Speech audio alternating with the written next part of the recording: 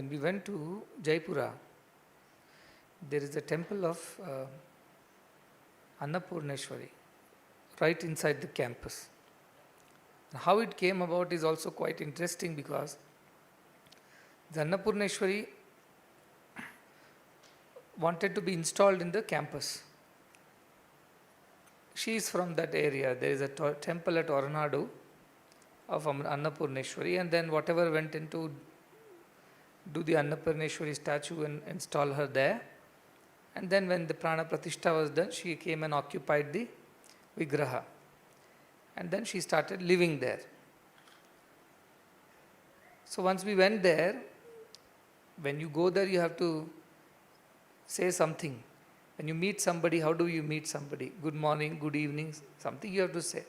But we meet these divine beings, we have to say something in their stuti. Stoma, we have to say something to praise them. So it occurred to me that Sankaracharya, who wrote the Annapurneshwari, the Stotram, based on the description of which the Annapurneshwari statue was created.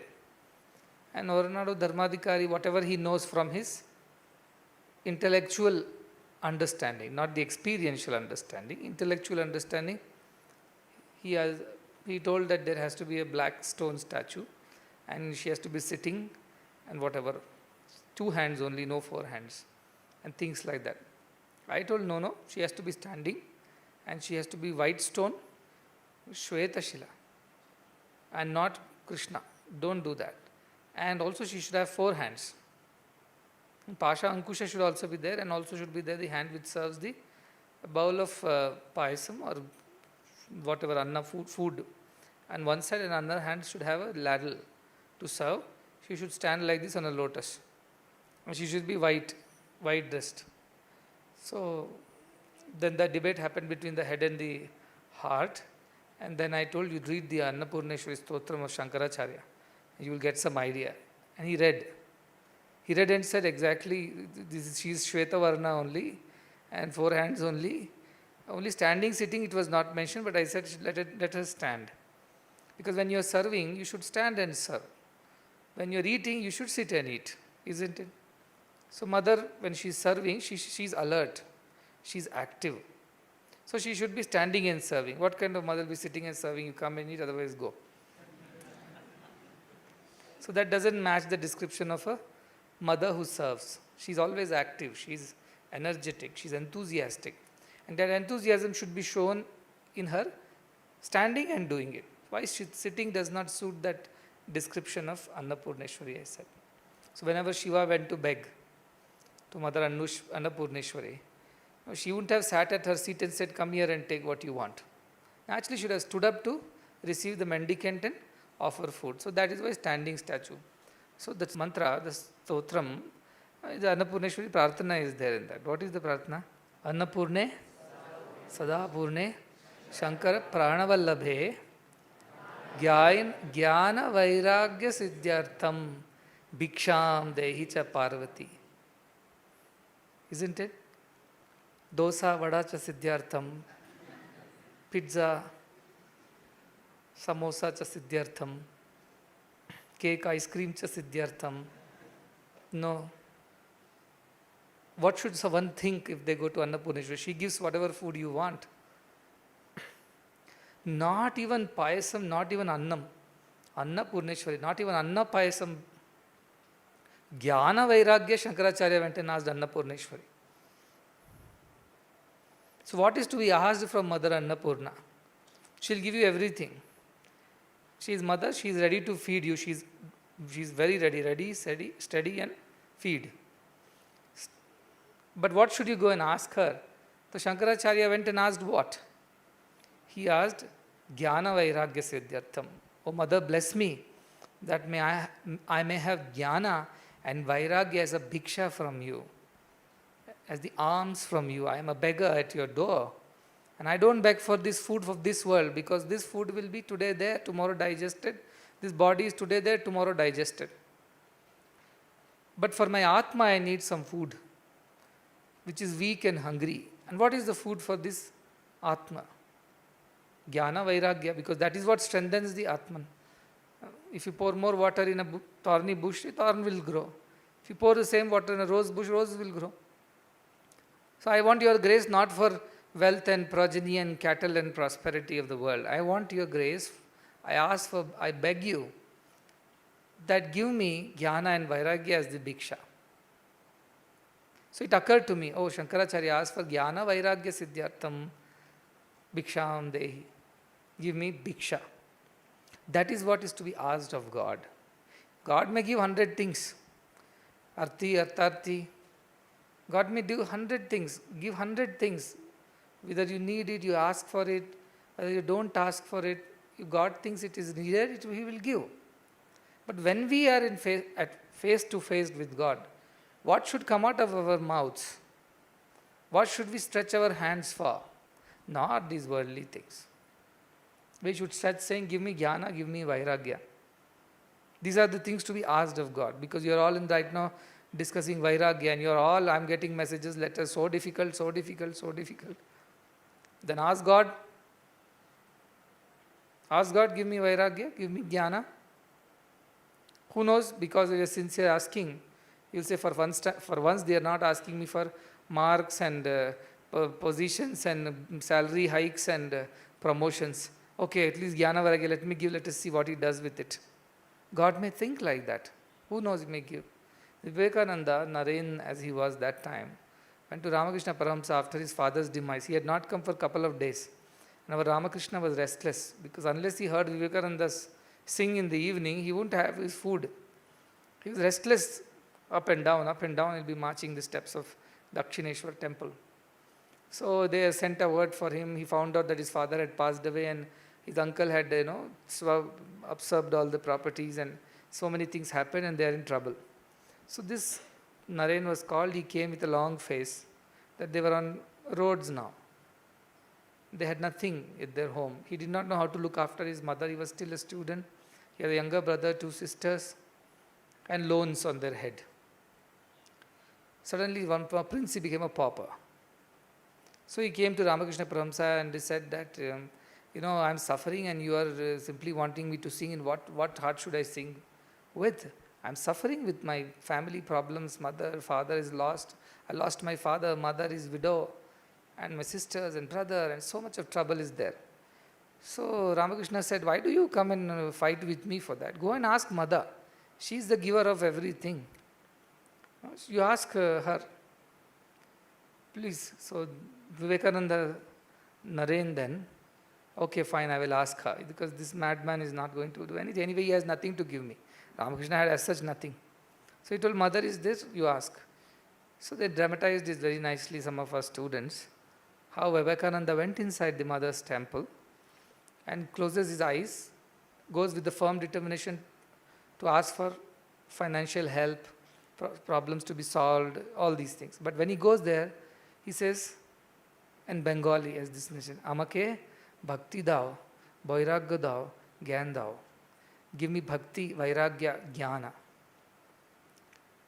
He forgets asking all the things that he had planned to ask. And he comes out so peace and serene. He has forgotten all his troubles. Because the moment he asks, he has already given some vairagya, a little bhakti, a little jnana. Comes back, again Ramakrishna Paramahamsa says, so you asked mother for whatever you wanted. He said, no, I couldn't remember. I went there and I, stabdo bhavati, they say. When bhakti comes, you become stabdha, stunned, you can't speak, you can't understand, you can't say, you can't react. You're frozen in a state of bliss, not out of fear. So again he says, go, ask again. Don't go back empty-handed, go ask. So he goes back again. Again he asks, give me bhakti, jnana, vairagya. Jnana vairagya siddhyartham bhiksham dehi cha Parvati. Same as Shankaracharya. Again he comes out peaceful. And Ramakrishna says, now you have asked what you wanted to ask. He says, I went inside to ask this time, doubly determined, but when I went inside I forgot. And all I ended up asking is vairagya, jnana, bhakti.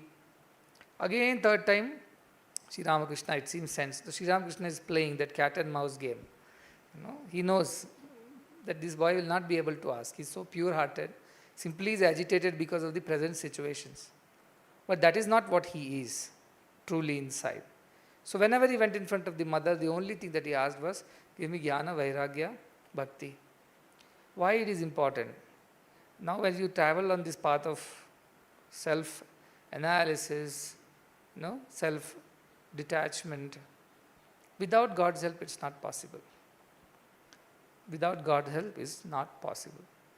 If you think you can do it yourself because of your tremendous determination or something like that, without God's help it's not possible.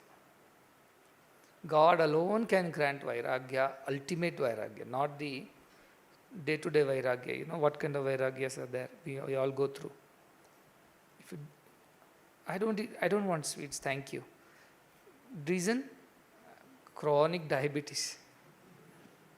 So vairagya to sweets have not come because of your true dispassion for sweets.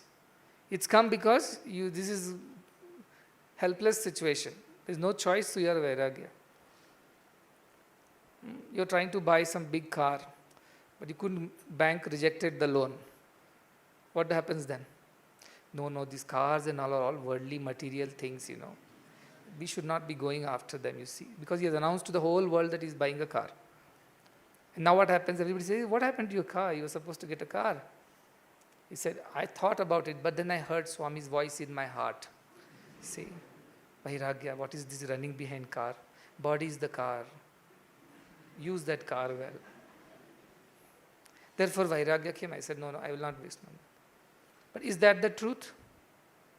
That's not the vairagya. That is all excuses for the vairagya. Let us say even you've put some good effort, as I told you, met with a shock in life. And then vairagya came suddenly, like this Arjuna's vairagya.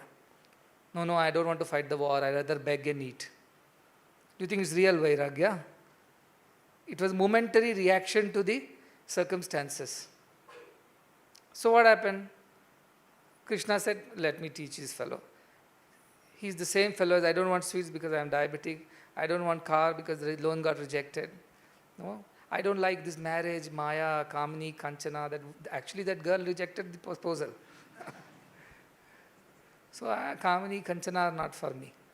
So she rejected the proposal. Look at your face, monkey-faced. Who will marry you in good? Any girl with proper eyesight will never marry you. No, I gave up that pursuit. We should not run behind women, wine, wealth. Okay, so this kind of vairagyas don't work. Even if they come because of situation or a shock or whatever, they are apara vairagyas, they stay for some time, markata vairagya. They are there, but they are not there the next moment. At this point in time, you may think you have conquered it. It's gone out of your mind. But next few weeks, the pendulum swings the other way, and again those thoughts are coming back. So what? Everybody deserves a second chance at life. So what if I was rejected? So what if that bank rejected? Let me apply in another bank. So what if that man or woman rejected the proposal? Let me try somewhere else. Long life. Why should I not? So mind will teach you. Mind will teach you all the tricks. So apara vairagya will not last long. It may give you temporary peace. I am not saying that vairagya will not give you peace. It will give you peace for some time. But how much peace? How long? It is not para shanti. It is not the para. It is only apara shanti. For time being it will come and you will recover because you read a few Bhagavad Gita shlokas and you console yourself, That no, this is how life is. Anityam asukam lokam, there is nothing in this world. It's impossible to find happiness. You will teach yourself some jnana. Roam around from one ashram to the other, take up some meditation programs, online, offline. And finally what you will do? After a month or two, those thoughts will start coming again. And then again you find it so difficult to control it and suffer with that. So that is not true vairagya. It's not at all true vairagya. That is why we have to focus on para vairagya. Para vairagya is that which comes and does not go. Once it arrives, it only grows and grows and grows. It doesn't go. This comes and goes, apara vairagya. Para vairagya comes and grows. So how do we attain this para vairagya? Apara vairagya, I told many situations are there. One, you are helpless. So you cannot do anything, so you call yourself Vairagi. Shocks in life, rude shocks in life that made you turn away from that thing, at least for the time being, and you think you are a Vairagi. Or let us say, by a lot of thinking, no, this is not right, this is not, somehow you convinced yourself for the time being. So you gave up that pursuit. That is also Apara Vairagya. The Para Vairagya, how does it come is the question. Yesterday I told you must try for Para Vairagya. That is the end of all the problems. Right now you might have done some studies and you might have rejected some of your thoughts and desires as unnecessary, unwanted. Even deep-rooted desires, you would have said, even though it's there, I don't want to act upon it. Let it be there, but I don't want to act upon it. You have developed some kind of a strength, you think. But how long will this strength last is the question. It won't last for too long. Like we go to Gulbarga, all the grass dries up during summer. Come rain, everything is green again. So seasonal Vairagya this is. This will go away. With the next season arrives, all the thoughts and desires will start growing back again. It won't last. So the real Vairagya, but it will help you right now to calm your mind and focus a little bit. But the real Vairagya is the Para Vairagya. How does Para Vairagya come? The Para Vairagya, our Patanjali told us in his thing. What did he tell? He said, Drishta Anushravika Vishay Vitrishnasya Vashikara Sangya. Whatever you see here externally, I see, I don't want, it is not a good thing to see. Let us turn my head other. Then you have heard something, nice gossip, nice candle. This is not the right thing to hear. Let me turn my ears away. Some way you controlled your physical body and stayed away from that distraction, that Vairagya, and thought it is some Vairagya. Yes, he says, yes, if you have controlled those faculties, those organs, and kept it in your control, yes, you are a Vairagi, but it is only Apara Vairagya, it's lower level of Vairagya. Why? Because you have only turned your body and the senses away from them. And temporarily maybe mind also away from them. Mind also you have turned away, let us say. You took the mind and put it on a higher thing, and detached from that and attached it to God. For the time being you are safe. But this also may or may not last. The higher Vairagya, he again says, how does it? Param Purusha, Tat Param Purusha Khyate. By knowing that Parama Purusha, that Tat Param Purusha, that supreme being, Khyate hai, knowing that, what happens? Not this time Vishaya Vitrishnasya. This time we are not getting rid of our Vishayas, the senses and sense organs. Guna. We are getting rid of Guna Vitrishna. Earlier, first time what we did? Senses. I close my eyes and don't want to see that. I close my ears and walk away. For some reason, mind also is going back. I kick the mind and put it on God. I am safe. But deep down, your gunas are still there. The seeds are still there. Where did you get these from? From your previous births. They have come because of whatever you have done in your previous lifetimes. And they form your nature. Some people are generally short-tempered. Some people are generally very soft. Some people are generally very loud. Some people generally are very desirous. Some people are generally sattvic. In a class of 30, you will find students of all kinds. Where did they come from, all this? All these gunas came. That is why Krishna says, what I have done, prakrite kriyamanani, all the actions of the prakriti, gunai karmani sarvasha. Gunas only make us do. Guna only is doing. We think we are doing. Ahankara, vimudatma. I am doing, you think, vimudatma, you are deluded. Karta aham iti manyate. Who believes I am doing, is actually fool because his gunas are pushing him to do what he wants to do. Janami dharmam nachame pravrutti. I know what is good, I cannot follow good. That is what Duryodhana laments. Why? Because his gunas, the lobha, the moha, the krodha, dvesha, all these are so strong in him that knowing also he is not able to follow. So gunas are pushing him. Ravana, he is a great jnani, Shiva Bhakta, a Brahmana. Yet, he could not control his mind. He got angry when his sister was humiliated. And more importantly, when he got infatuated when he saw Sita. And wanted her to be married to him, another man's wife.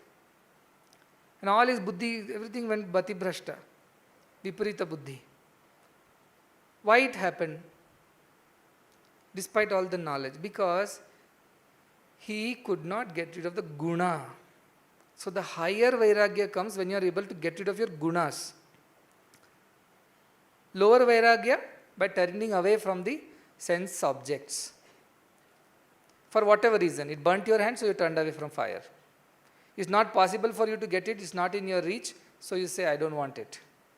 Somebody gave a rude shock to you, oh, this is not no good.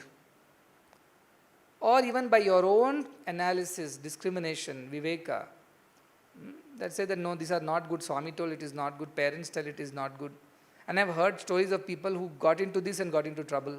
So you remind and reminded by your smaran, you are able to, for the time being, get rid of them. But your gunas which are there inside, they have not gone anywhere. They are very much there. So what will happen after 15 days, 30 days, 1 month of this practice? Slowly they will start growing back again. Where from? The seeds of the guna. They are still embedded in the soil of the mind. You only plugged. So how do you uproot it? As I said, the only possibility is when you know the ultimate. Then all your gunas are once for all cleaned up. Vivekananda says they are like seeds roasted in the fire of jnana. All your gunas and karmas which you roasted, once you roast the seed, it becomes infertile. You cannot grow, it cannot germinate. So once for all those gunas, even if they are there, they don't, trouble you at all.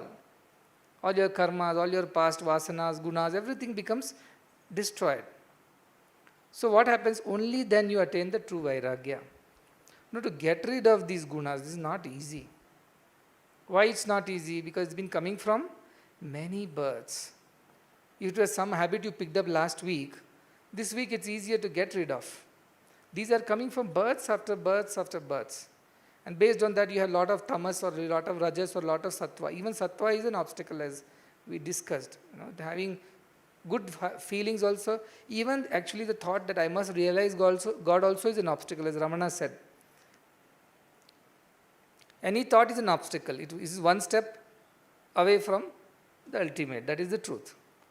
I must love Swami. That thought also is an obstacle. Loving Swami should be natural. Thinking that I must love Swami is an obstacle.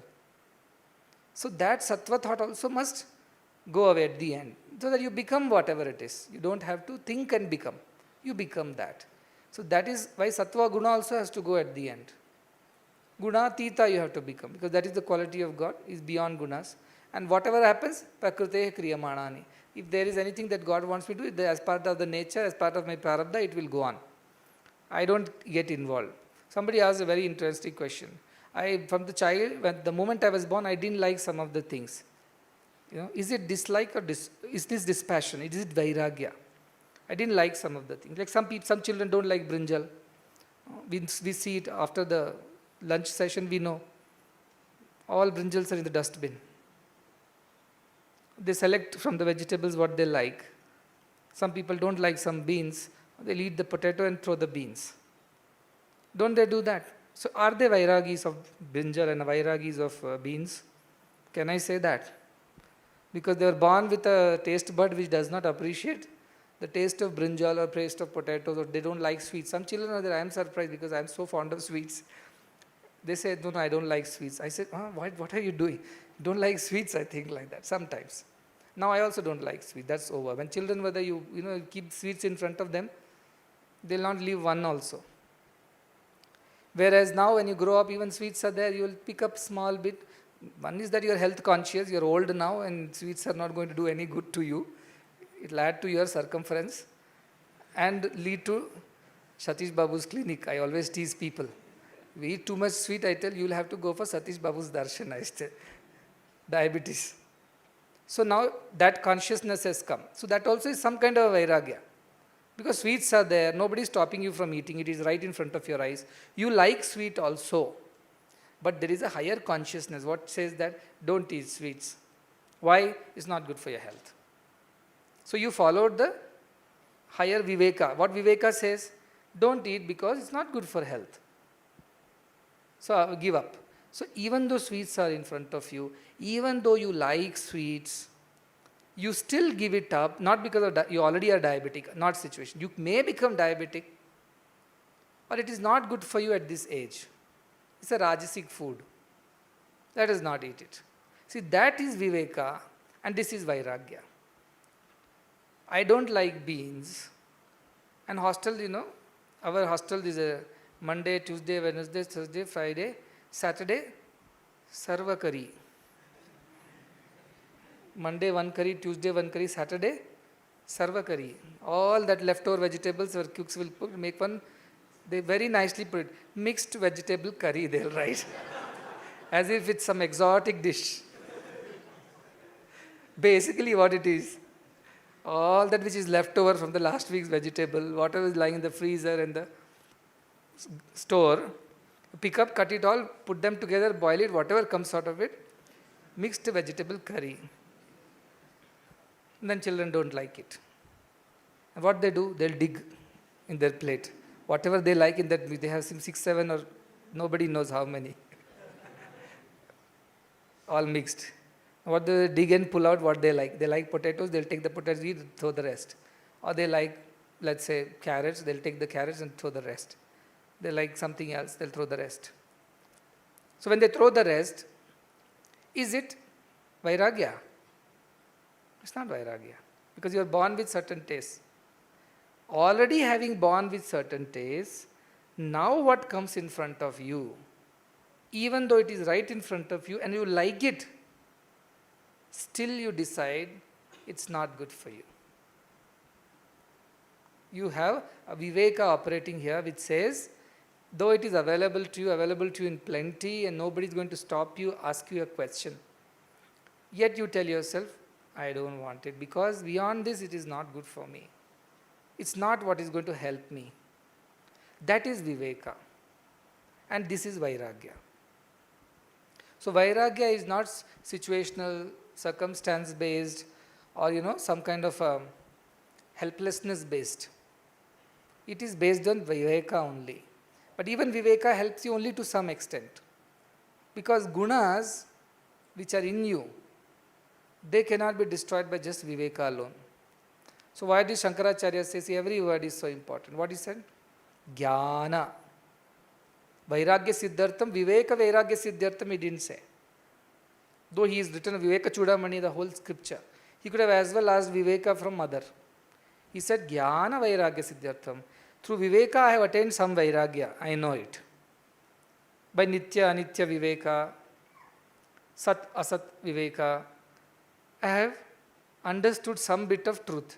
Based on that, I put some effort and got rid of some of my unnecessary things.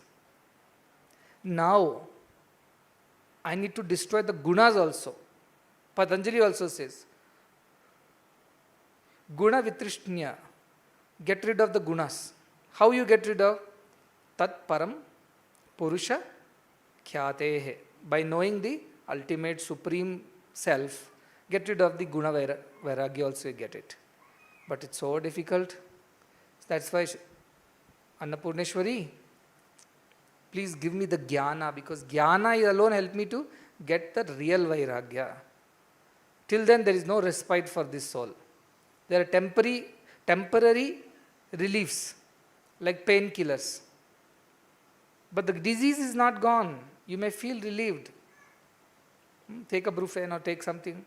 You feel relieved for that day. But the back pain is not gone because there is a slip disc. No, everybody knows there is a slip disc. You know there is a slip disc. But today you are not feeling the pain. You seem like very enthusiastic. You are playing, jumping, doing everything. Unmindful of the pain because you have taken a little bit of painkiller. That's all. So these Vairagya, Apara Vairagya, even with Viveka when it comes with temporariness in it. The real Vairagya, it comes only with Dhyana. Once that Jnana comes, all your gunas disappear. So only to a Jnani it is given to lead a peaceful, happy life. That is what you were reading in Kathoparishad today. Tesham sukham shashvatam netaresham. Tesham shantim shashvatim netaresham. Only to them it is given what? Sukham. What kind? Shashvatam. Netaresham. To others it's not given. Only to them given what? Shantim. What kind? Shashvati. Netaresham. For others it's not given. It's very clear that guna is finally has to be gotten rid of. Your tamas, your rajas, even your sattva.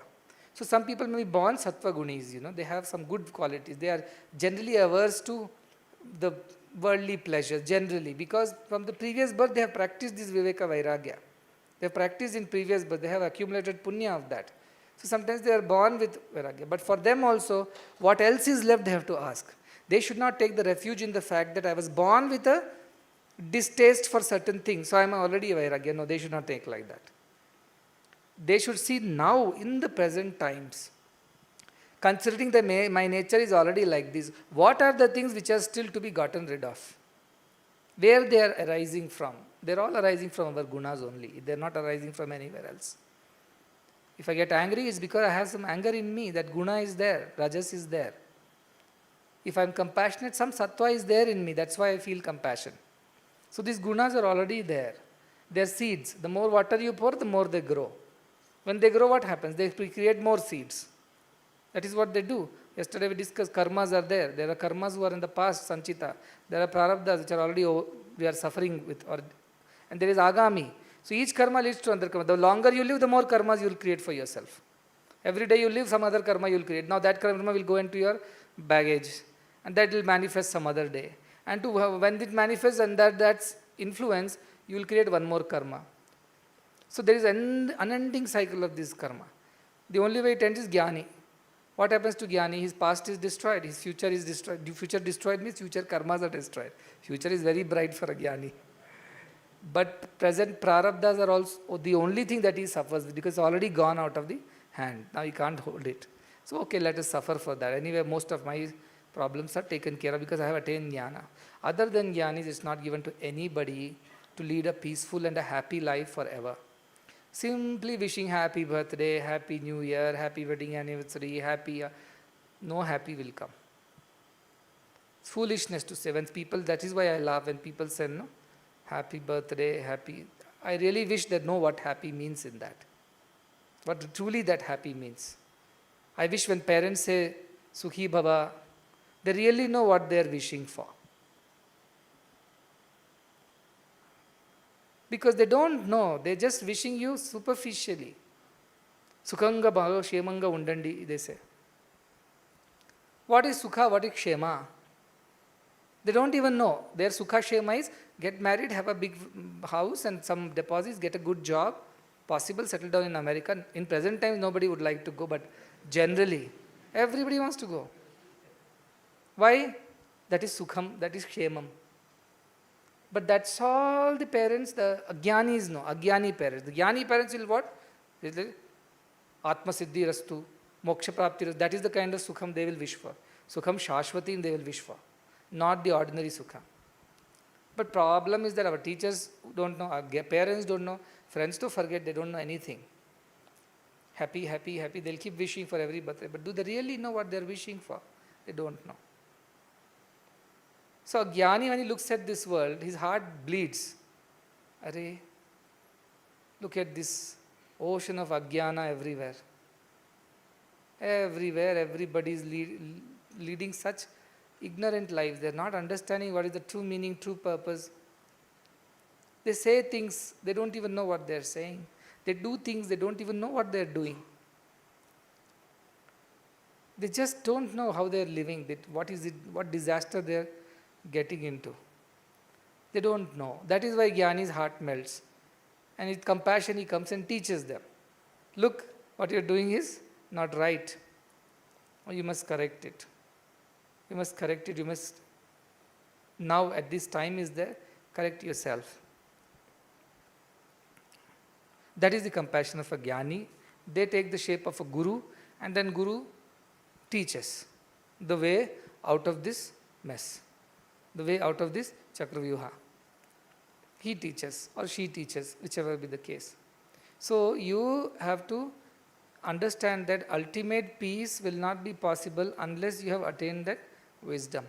Jnana Vairagya. Only with Jnana the ultimate Paravairagya will come. Viveka will help with Paravairagya also, yes, because through Viveka you realize I cannot get rid of these vasanas. These are deep-rooted gunas. The only way I can get rid of Only way of getting rid of it is through jnana. And jnana means I have to have pure heart. Jnanodayam will not happen otherwise. Even if sun rises, Suryodayam happens and sky is full of clouds, does it make it bright for you? No. Like that in an impure mind, even if Jnanodayam happens by chance also, it will not be felt, the effect of it will not be felt by the mind at all, because it's clouded with so many desires and wants and thoughts. Now somebody asked me, so my desire to meet my parents, meet my friends, go home, are these all wrong desires? Are there any obstacles in my path? What is the way then? Should I not love my parents? On one side you teach Matru Devo, Pitru Devo Bhava. Another side you're telling, no, you should also have this dispassion for everything in life. So how do I balance this? The truth is that at the end, you only are chanting, no? What you are chanting? Where is Mata for me? Where is Pita for me? I am the Atman, Aja, Nitya. How can I have anybody? So when you think you are the Atman, you think your parents are also Atman. And deal with them accordingly. When you are in the Deha Bhava, because you are not in the Jnana Bhava, deal with them according to the Deha Bhava, but with the understanding that parent you can be respected, can be looked after, can be taken care of, but cannot be attached to. Like somebody wrote, if my mother is dying and the Yama appears and says, I have boon for you. 1, I'll offer you latest model of iPhone. 2, I'll give you Brahmagyana. 3, I'll save your dying mother. What should I ask? So I told, so he was, if I was there, I would have asked, save my dying mother as a son, that is my dharma. I told, no, you should have asked for iPhone. No, I didn't say that. I said, you ask for Brahmagyana. Why? Kulam Pavitram, Janani Kritartham. The mother of even a dying mother of a Brahmagyani will attain higher realms. By virtue, she will become Kritartha. Why? Because she has given birth to a Brahmagyani. And what is this mother? Kwa Mata, Pita, Kwa? The questions are asked in our Shastras. Who is really our mother? Who is really a father? So when that situation comes, you cannot sacrifice Brahmagyana for the care of mother, physical mother. That's why I said, be you are responsible to the Daiva Mata, not just the Deha Mata. So should you not take care? Should you not take her to the hospital and things like that? Of course you should do. Whatever is in your responsibility, sphere, do. But with a complete dispassion. Ultimately, I know it's a body. If its time comes to go, it has to go. I am nobody to ask yes or no. I cannot ask her to stay longer because she has her own karma. She has her own cycle of things that is under direct governance of God. I am no influencer to that. I can only take care of my karmas and my gunas and my problems. Truly, that much only I can do. Yes, but in a family, when I need to, she says, come, cut vegetables, help me in the kitchen, or go and get some things from outside, help me clean the house. Kwa Mata, Kwa Pita, you are not my mother, I am not your son. She'll also tell when food is cooked, Amma ready, Kwa Mata, Kwa Putra, get law. So this kind of ardha logic, half logic doesn't apply. But your awareness is there. See, Shankaracharya also had a mother, was or not? When she died, Shankaracharya came all the way and cremated her. It was against the sannyasa dharma. Everybody got very angry with Shankaracharya, including the village people. They said, what kind of this is like dharma brashta, we should not allow him in the village. And he said, nothing doing, I have promised my mother, I am still her son and I will do this antyeshti. They said, we are not going to come and help you. He alone carried the mother's dead body on his shoulder all the way to near the river and he cremated her by himself. Nobody attended the funeral. He and his deceased mother. That's all. So that is Jnani. He is able to do his duty not out of attachment but out of sense of duty. It's given to me, I must do it. Like Janaka who rules. So those people who have this dilemma, what will happen to our relationships with our parents and near and dear ones? Nothing will happen. It will become better because your expectations will vanish. Your attachments will reduce, unnecessary, unwanted talking and engaging with them will come down. So you will only do what is necessary with them. Beyond that you will not, because beyond that we don't have this relationship. Once you die, who is mother, who is father? Nobody knows you. You are only in the photo, but who knows? So this is the direction the Jnani gets. This Vairagya also Jnani gets. Shankaracharya's Vairagya. At the same time, dutifulness is there. Why? As a responsible son, whatever role in the drama I have to play, I will play accordingly. But did Shankaracharya shed tears and prayed to mother? See, when one lady gave him amalaka, dry gooseberry, poor lady, when Shankaracharya was only 7, begging, around this ashram, and that time all the brahmacharis were bhikshus. They have to beg and bring food to the ashram. How? They bring it to ashram, then everybody put the food together, and then it's cooked and everybody gets to eat. It means if you don't go begging and get the food, you don't get food in the ashram that day. That is the Gurukula system of education. So he went begging, and he saw a long queue of his brother bhikshus or the brahmacharis were in front of one rich man's house. And he was giving away, this much, lot of rice, lot of this. So these brahmacharis thought, other fellows thought, oh our quota will get over fast. We can beg only in one house, get so much rice and go back. We don't have to go the whole village. This man is giving a lot of rice and fruits and all that, vegetables.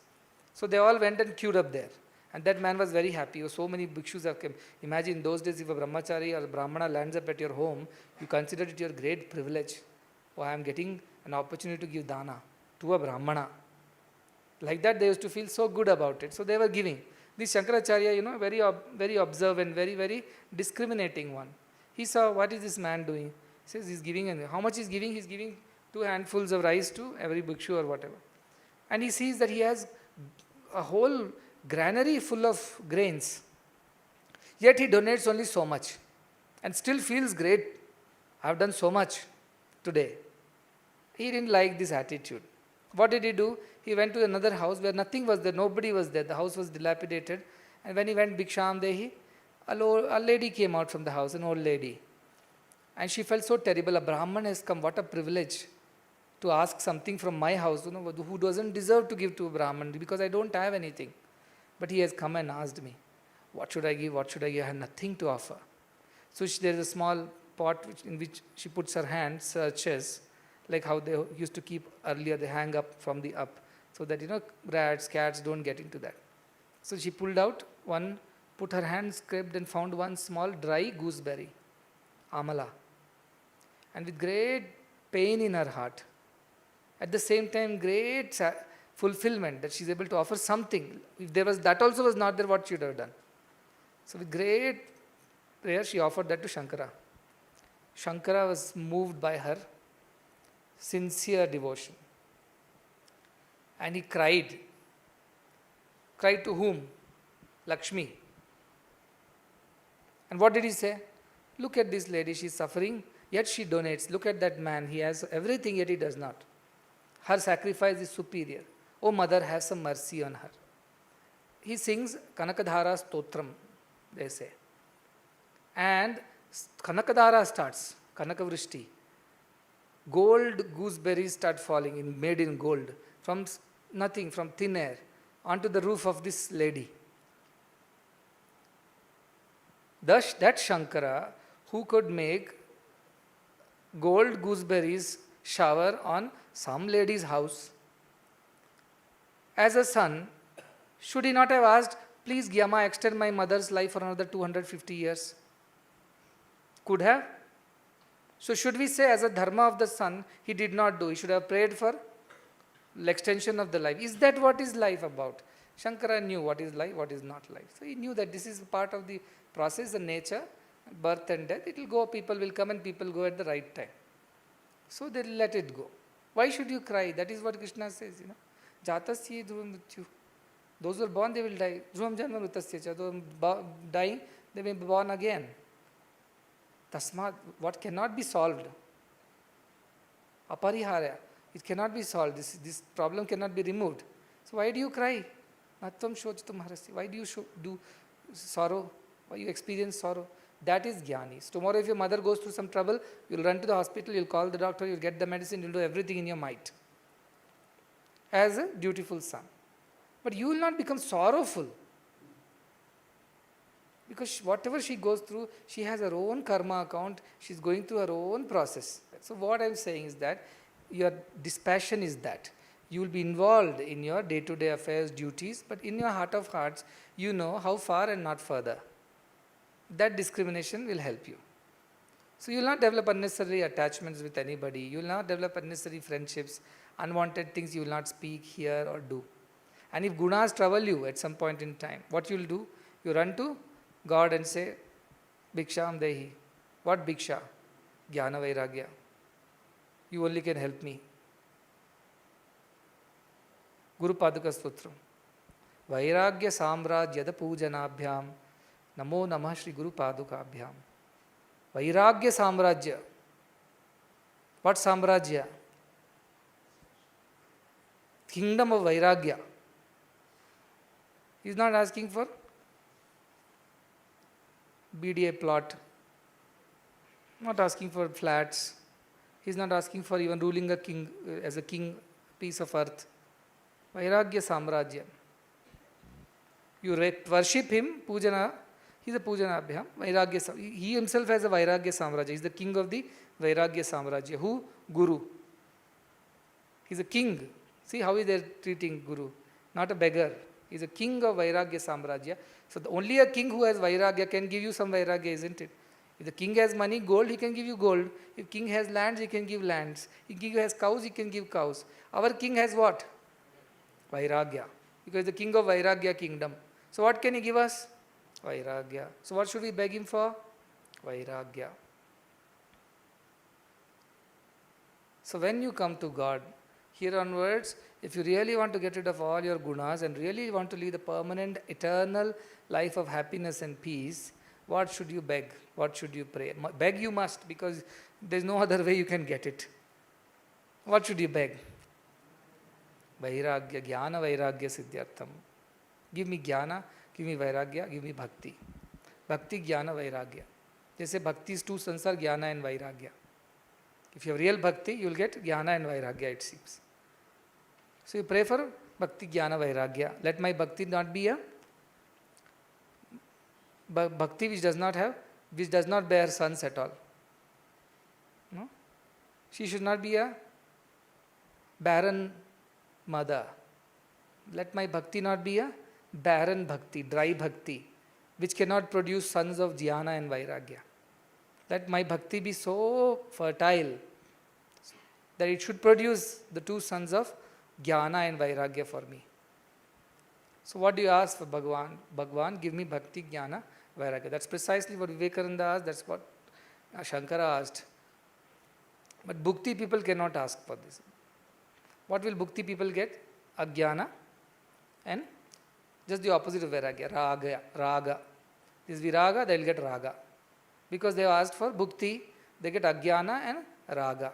Those who ask for Bhakti, they get Jnana and Vairagya. So this Bhakti should, many people, somebody also wrote a question to me, Swami, everywhere Bhakti has been praised so much. Suddenly you are taking one new turn. All the time Brahman, Brahman, Brahman you are saying. Nirakara, Nirakara. Just weeks ago you took Bhakti Yoga and said Bhakti will take you there, take you here. And now suddenly you say Bhakti is fine. Have Bhakti, no doubt. But with Bhakti should come this Mukti. Otherwise there is no point. So Jnana, what is Jnana? Is Jnana greater than Bhakti? I tell Jnana is greater than everything. Nahi Jnanena Sadrusham. There is nothing like Jnana. But they are confusing themselves with Jnana Marga and Jnana. See, the end of all Margas is Jnana only. Whether you go by bus, car, train, you are going to Bangalore only. But problem is that they think Jnana Marga and Jnana, they are getting confused. So get that clear. Jnana Marga is the method, Jnana is the destination. That destination is attained by Bhakti also. Why it is not said? Yam Ladva Puman. What happens? Atma Ramo Bhavati, Amruto Bhavati. How did Atma Rama means you feel the Rama inside your heart. Amruto, you become immortal. So that should be the end result of Bhakti also. Bhakti cannot be just coming, doing bhajans, chanting, writing poems, letters, stotrams to God. Bhakti should lead to Jnana only ultimately. Therefore, Bhakti also should lead to Jnana Vairagya. So that is one person, somebody's question was there about Bhakti and Jnana. Bhakti and Jnana are two margas. The result of both is only Jnana at the end. Bhakti Marga, Jnana Marga, Karma Marga, Raja Marga, whatever yogas. Ultimately, the result from all this should be Jnana only. You come by Bhakti, you purify mind. See, one beautiful story, Ramakrishna Paramahamsa is there. Now, he is Bhakti Margi in the beginning. He loved Mother Kali and he would talk to her and he will This Totapuri, one fellow was. Totapuri was Advaita Vedantin. And he was not believing in any saguna, no form. So how, to what extent he would laugh at those who would worship the forms. And he ended up in Dakshineshwar. And he wanted a small place to stay and do his sadhana, somewhere in a corner. So he was given a place, he was living in the Panchavati there, doing his own sadhana. What sadhana? He will not come to the temple, he will not attend any pujas. He will be sitting in his own corner and keep doing some, chintana, atma vichara and jnana. So that is what he was doing. So this Ramakrishna Paramahamsa, curiosity, he wanted to learn. So he went there and found out that this man knows something which he does not know. He knows Jnana Marga, so he wanted to taste that also. Because he tried everything. And finally concluded that my mother is the best, but my mother is not just the body, the form. My mother is the Brahmani. She is the Yantri, used to call. We are all Yantras. She is the Yantri. But he went to this Totapuri.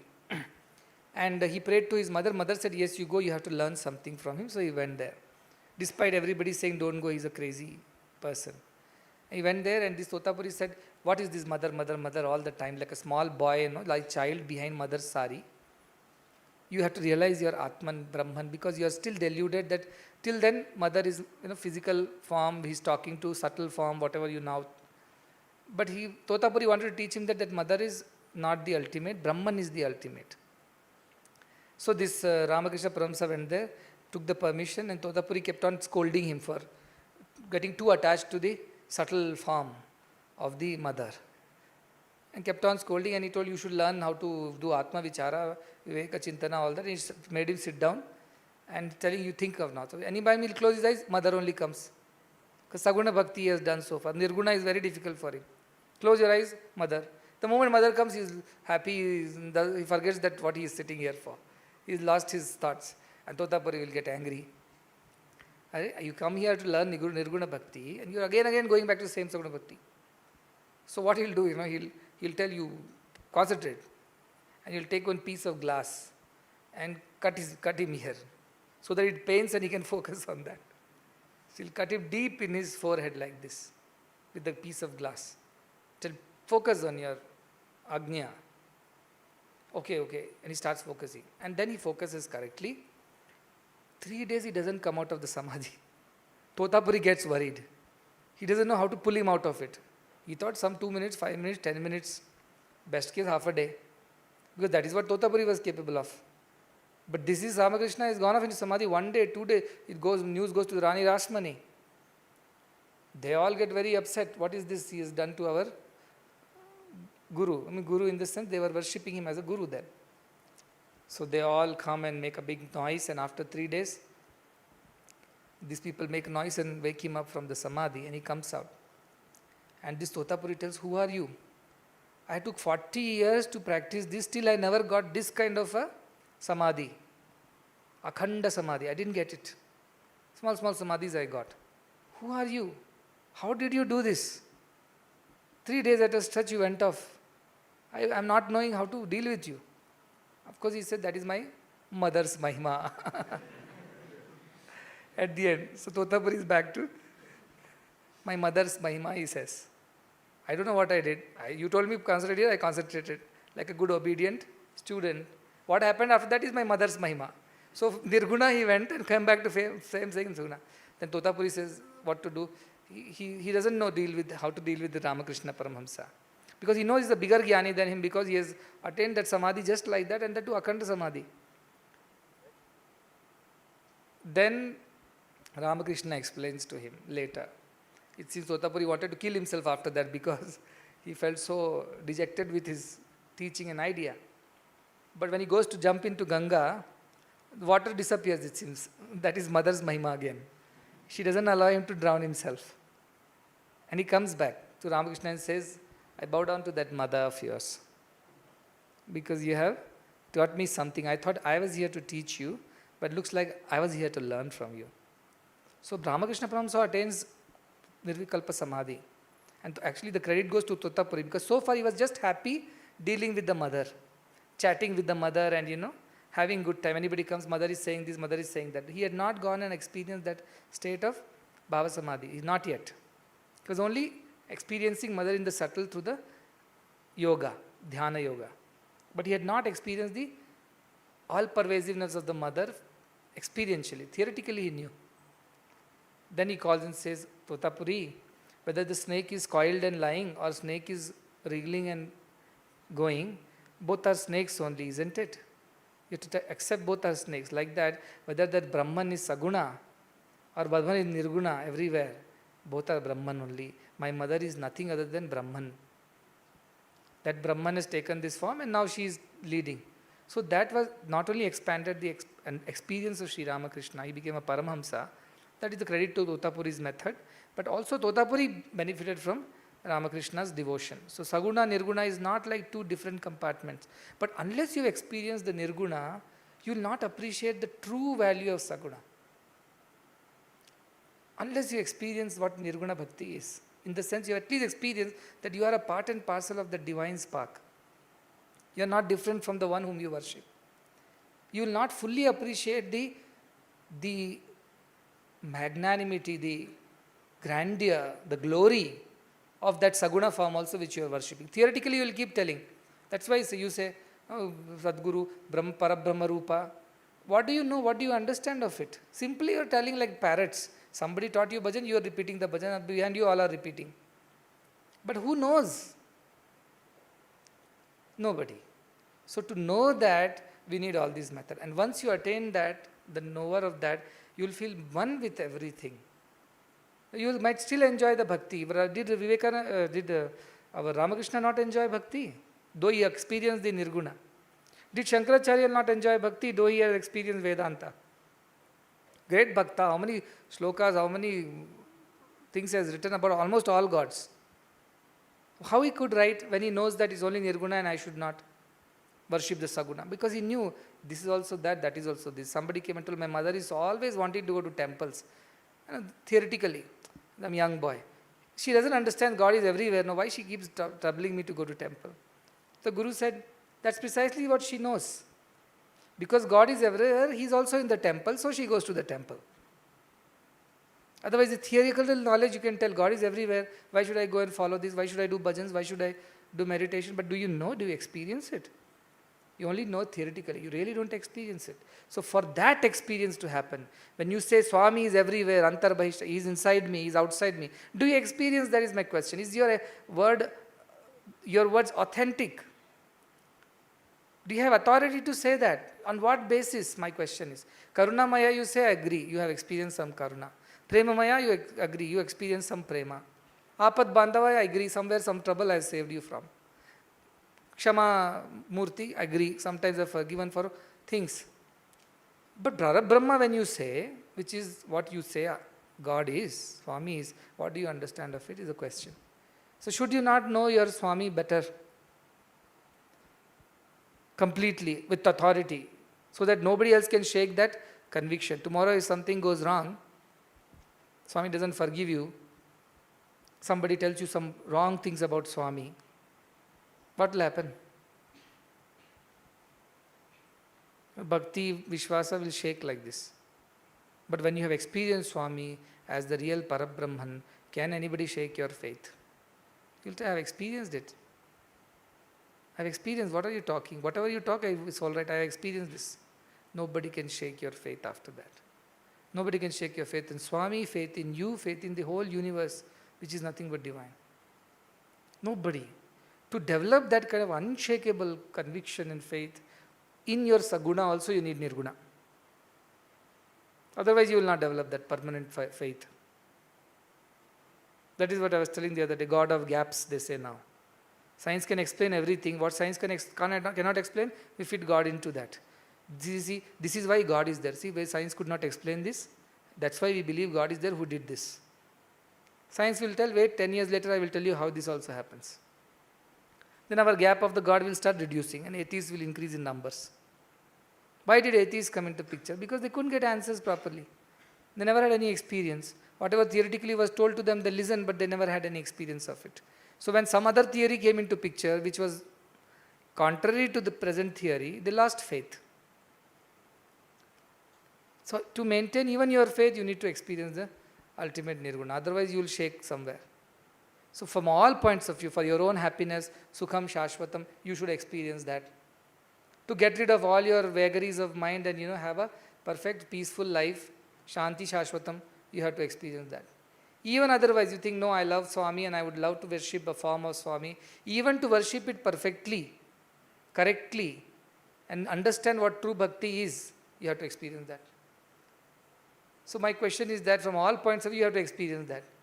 Then why delay? Why delay? Why should you even not put the effort? You should put the effort, because the very reason you are here is to experience that. If you don't experience that, you being here is of no use. You have not realized the full potential of it. Therefore, you have to experience that. So, Vairagya, Jnana, Siddhyartham. Ask God, God give me Jnana, Vairagya. I used to tell, please ask Swami for Swami's sake. Swami, I want you. What do you mean by Swami, I want you? What do you mean? That's what I'm asking. Ask God for God's sake. Oh, what a wonderful thought. Don't we think? Swami is teaching us, don't ask for silly, stupid things. He's the king. If you get the king, you get the kingdom. All of us got. All 6th class will also repeat this. But what does he mean when he says Swami, I'm asking for Swami? What does he mean? That Swami will be always with him when he goes to the toilet in the night, so he will not be afraid. Maybe that will help him to some extent. Swami will help me pass my exams because he's with me. Okay, yes, that is also true. Swami will find me a job tomorrow. Yes, probably. A wife and a home. Yes, probably. Swami will take care of my parents and their problems. Yes, that also he'll do.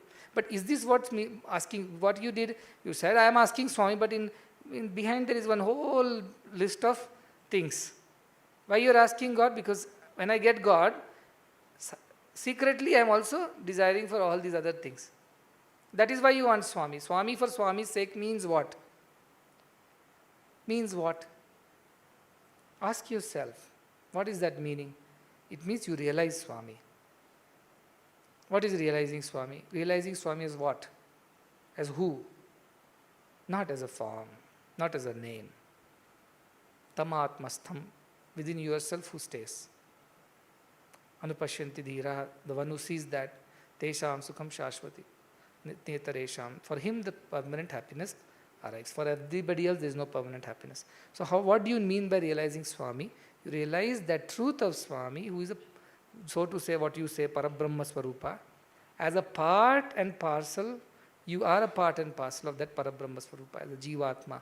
Unless you realize that you really don't know Swami, your devotion is not paripakva, it's not mature. Your devotion is not complete, it's not perfect. Because the one who is devotion is perfected, Atma Ramo Bhavati, Siddho Bhavati, Trupto Bhavati, Amruto Bhavati. So if you have not become all these bhavatis which has been mentioned just now, it clearly says your devotion is not complete. Even if you say, I am a devotee, I don't care about Jnana Marga, perfect. Bhakti Marga you care about? Okay, perfect your devotion. That also will lead you there only. The moment your devotion perfects, Jnana Vairagya will appear like two suns. Naturally it will appear to you. So how is it that possible that you don't have Jnana Vairagya, yet you claim to yourself to be devotee?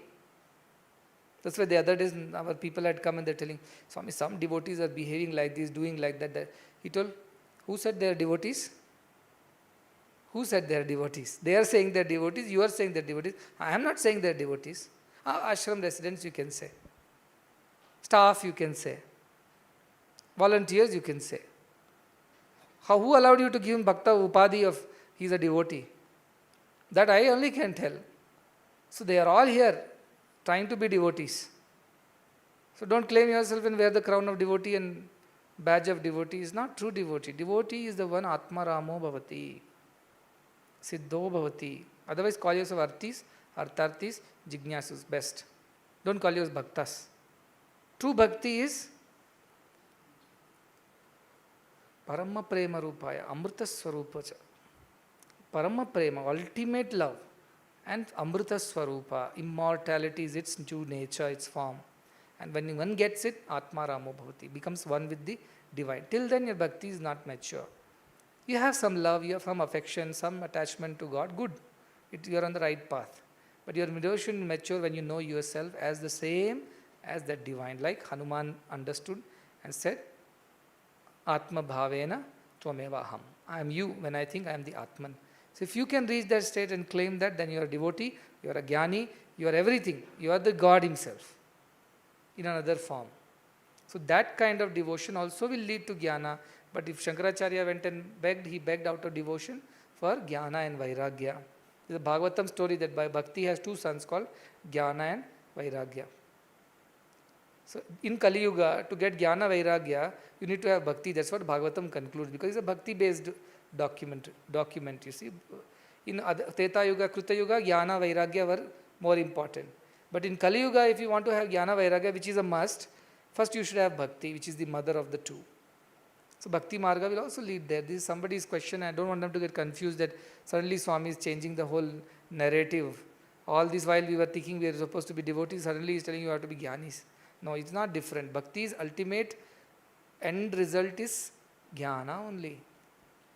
Jnana only is the end result. And that won't come unless you have vairagya. Meera could have sat in the palace and become bhakta. She walked out because this was against her feelings. This was obstructing her. She walked out. Purandara said, I don't want this shop and wealth and everything, wife and children. That's not my lookout. He walked out, Jnana Vairagya. Otherwise, how will he be a bhakta? Take any bhakta for that matter. Any bhakta, Ramadas, Bhadrachala Ramadasa, or we went to our Annamacharya. Everybody is Jnana Vairagya. All bhaktas were Jnanis and Vairagis. Tell me one bhakta was real bhakta, from my definition, not your, who was not a Jnani or who was not a Vairagi. Tell me one example. Not one example is there. Every bhakta was a Jnani, every bhakta was endowed with Vairagya. How did it come? Because of bhakti it came to them. So now you are at that stage where the superficial top level you have cleared. Because with little viveka, circumstances, fear, you have taken care of some of those external manifestations of your ragas. You are able to control your eyes, ears, nose, mouth, tongue, body parts. You are able to take control. Do you think you are some vairagya? Yes, you have attained some. I am not saying you are not. But these all are temporary. It will come back again. The para-vairagya will come only with viveka purita, means complete discrimination, conviction and bhakti. God alone has to grant you, bless you, destroy karma dvamsine. He alone can do all these things. Once it is done, you are free. That is why saying antarvikalpa shunyasya. Inside there is no feelings. Neither happy feelings nor sad feelings. Good feelings or bad feelings. Dvaita is not there. Antarvikalpa shunyasya. Bahir swachanda charina. Roams around free. Nobody can bind such a person. Nothing can bind such a person. Can Meera be bound by anything? If the king had come and told Meera, stay back, I'll make a palace for you. Separate palace. I'll give you all the jewelry. She would have stayed back. No way. If Annamacharya would have been told, you already had 2 wives, I give you another 2 wives. He left those 2 wives also and went. Nobody can stop a jnani from attaining God. For being God, not even attaining, he's already attained that feeling. So that is the power. I was telling, so much of freedom, so much of power at your hand. Yama says, for Brahma Jnani, I am nobody. I cannot control him. I am nobody in front of him. That's Brahma Kshatram cha Odana. Brahmanas and Kshatriyas are Odana, means food to that Brahma Jnani. Means their power is nothing in front of Brahma Jnani. And what am I? Mrityu Upasechana he said. I am the side dish. Chutney, papad. That much only my power is in front of a Brahma Jnani. He can finish me like a papad. Look at the power of Brahma Jnani. Look at the power of the knower of the Atman. And why you should know? Because by knowing that only you know who truly Swami is. Till then you will have your imagination like the blind people trying to understand what an elephant is like. You will never know who Swami is. Why so many people have lost their way even though they are devotees of Swami? Scores of people, young and old, have lost their way in life. Because they never understood who truly Swami is. He was a god of favors. And they loved him for that. But what he really came to teach, I have come to give you something, but only when you stop asking for all things. That nobody. Very few. That is why I say I don't hardly have any jnanis in my kitty. of devotees. Most of them are Arti Artharthi Jignasu at best. So millions of devotees, but so all this, even that will remove the attachment from forms, you see. All kinds of forms. There is everywhere you will see. You will experience it within. And you will get rid of everything. All attachments will go away. Otherwise, people have cried, not that they shouldn't have cried. Swami left the body, scores of people cried. Why? They can tell like Arjuna, we love our Swami so much that we cannot live without him. Are they not living today? They all are living quite happily also. Finally, how could they live happily? Because they took the refuge in the thought that our Swami is not just the body, he is Brahman. Though they don't understand. But theoretically, they have taken refuge in that thought. So they are surviving, even if they were emotionally wrecked at that time. Or else their devotion was not complete, whichever way you call it, positive or negative. But still they don't know that Swami is Brahman because they have not experienced. That's why I go on repeating. Now realize who true Swami is. And this time when you say Swami is Parabram, he is everywhere, that's why there is no need of feeling sorry that he is not here or not with me or I am not with him. This time you will really tell truly from your heart. Not a not a dialogue just to escape. You will really say from your heart because you really believe and you experience this. So do that. Because how long this form or this name or this place will stay, tell me. Definitely you will live, most of you here will live longer than this form. Most of you here. So what are you going to do? Again cry for 10 days, oh I lost my Swami, and 11th day found in a cinema theatre. And somebody says, oh what happened? No, Swami is Brahman. That's why we don't have to worry. He is there in cinema theatre, he is there in food, he is there in enjoyment also. Why should we reject that? See, that thinking should not come. If that comes, then should come with real experience. That I have not lost Swami, I have not lost anything because I know he is Brahman. And I know it because I know it as good as a gooseberry on my palm. I know him as closely as that. Therefore, I am confident. Therefore, I don't have to shed tears. See, that knowledge must come to every devotee. That's why I am putting so much effort. For once you know who your Swami truly is. Not theoretically, not intellectually, but experientially you should know. That's why all this effort. Don't entertain yourself with unwanted discussions. That's not going to lead you anywhere. Plunge straight in. Those who sit on the ocean and by the shores and watch the ocean, they never get the pearls, they say. So stop discussing how big is the ocean, how beautiful is the ocean, how vast is the ocean, how amazing is the ocean. That's not going to give you the pearl. Dive in, you'll get the pearls. Same thing, how beautiful Swami was, how nice he was, he used to walk, he used to talk, he used to sing, he used to say. Yes, you can all entertain yourself, but that's not going to lead you anywhere at the end. That is the bare truth, that is a straight, flat truth. That you should put effort for. If you really want to know who Swami is, we have to become Swami, and becoming Swami is just this. Become your true selves. And that requires nothing. You don't have to get it from somewhere, it's already there. Just covered with dust, rust. Remove that, shine again. That's all, it is so simple. For everything you need to get it from everywhere. For this, everything is there within you. Just get rid of all the unwanted. What is wanted is already there. So getting rid of unwanted is last piece that you have to get rid of is all your gunas. Because once you got rid of them, never again they will come and trouble you in your life. And how to get rid of guna? One, you have to have dhriti. You should have determination, I must get rid of it. Two, put your efforts, conscious viveka, practice viveka. Third, do bhakti. Pray to Swami, pray to God, pray to whichever deity you think, Guru, and tell please help me because I am sincere this time, I don't want to miss the bus. Please remove it from the route for once for all and redeem me from this yatana. That should be the attitude of everybody. So as you end this week, I know even if you are peaceful today, a week later you will not be peaceful. Because those gunas will start growing again, like this hair. Barber was not there, everybody's hair was.